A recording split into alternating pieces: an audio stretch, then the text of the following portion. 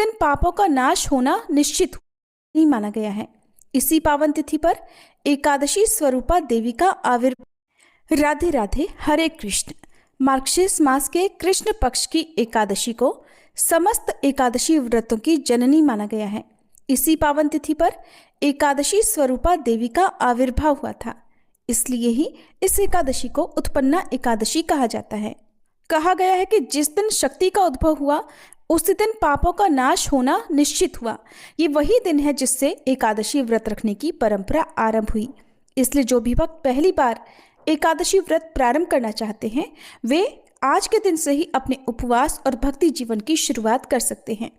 कलयुग में पाप बहुत जल्दी लगता है, सोच में, शब्द में, आचरण में, और अक्सर जाने अनजाने हमारे ना चाहते हुए भी हमसे गलतियां या अपराध हो जाते हैं। ऐसे में शास्त्र कहते हैं कि अन्य सभी उपाय तो कठिन हैं, किंतु एकादशी सरल और सर्वश्रेष्ठ है। एकादशी ही एकमात्र वह शक्ति है जो समस्त पापों को भस्म कर देती है और मन को निर्मल, चित्त को शांत और आत्मा को मोक्ष प्रदान करती है। तो आइए जानते हैं इस बार मार्गशीर्ष यानी अगहन के महीने में कृष्ण पक्ष में उत्पन्ना एकादशी किस दिन पड़ रही है, व्रत कब रखा जाएगा और पारण मुहूर्त क्या रहेगा।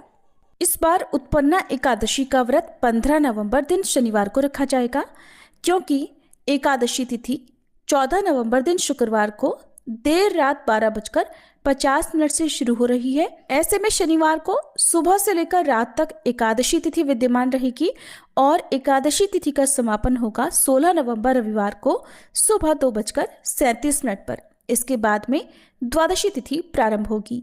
तो दशमी तिथि के नियमों का पालन आपको शुक्रवार को करना है। शुक्रवार को तुलसी के पत्ते तोड़कर रख लेने हैं। शनिवार को एकादशी का उपवास रखना है और द्वादशी तिथि 16 नवंबर दिन रविवार को सुबह 2:38 से शुरू होगी और द्वादशी तिथि का समापन होगा 17 नवंबर दिन सोमवार को सुबह 4:47 पर। द्वादशी तिथि लगते ही हरिवासर का समय भी शुरू हो जाता है और हरिवासर का जो समय है वो रविवार को सुबह 2:37 से प्रारंभ हो जाएगा। 1/4 पहर जो होता है द्वादशी तिथि का वो हरिवासर रहता है। हरिवासर का समय रविवार को सुबह 7:10 पर समाप्त होगा और इसके बाद में आप व्रत का पारण करेंगे। तो व्रत पारण आप 2 समय में कर सकते हैं। सुबह आप 7:15 से 8:45 के बीच में अपना व्रत खोल सकते हैं। जो भक्त सुबह व्रत ना खोल पाए वो दोपहर में 1:10 से 3:18 के बीच में भी व्रत का पारण कर सकते हैं। व्रत का पारण पंचामृत या तुलसी पत्र से ही करना चाहिए। इस बार क्योंकि द्वादशी तिथि रविवार के दिन पड़ रही है और व्रत पारण करते समय तुलसी जी को जल अर्पित किया जाता है, भोग अर्पित किया जाता है, दीपक जलाया जाता है। तो क्या रविवार के दिन हम तुलसी जी में जल अर्पित कर सकते हैं?